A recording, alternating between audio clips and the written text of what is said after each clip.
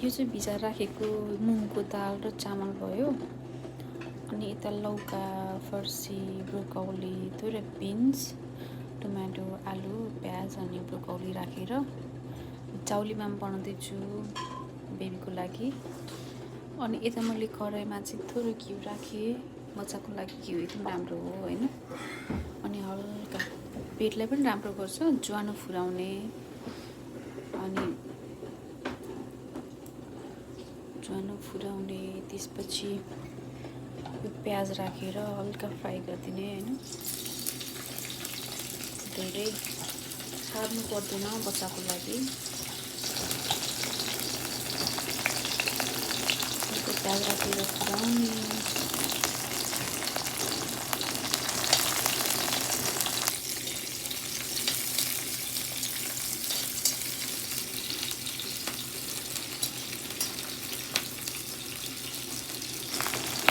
Brown हुन्छ।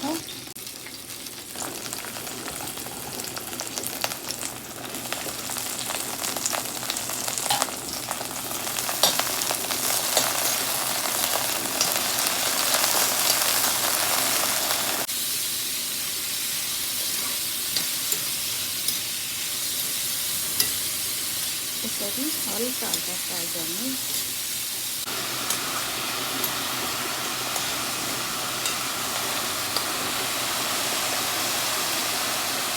अनि तपाईँहरूले हल्का बेसार राख्न सक्नुहुन्छ।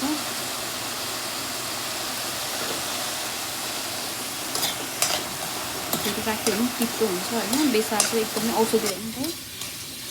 यो बेसार चाहिँ फुटा नफुटाकै राम्रो सबभर होइन। सल्ट चाहिँ दिनु मिल्दैन एक वर्षभन्दा तलको बच्चालाई।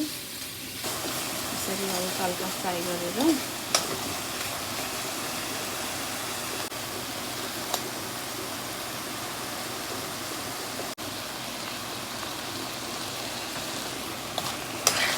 भिजेको चामल दाल पनि मिसाएर मजाले यसरी फ्राई गर्ने।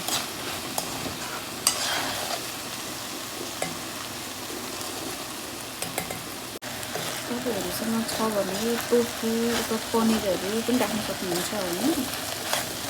यसलाई धेरै फ्राई त गर्नु पर्दैन, खासै फ्राई गर्नु पनि हुँदैन होइन। अनि अलिअलि यसो टेस्टको लागि अनि हेबिटको लागि पनि थोरै जिराको धुलो राखिदिने।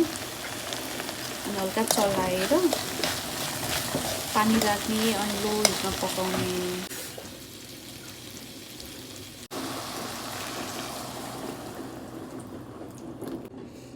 अब यसलाई लो हिटमा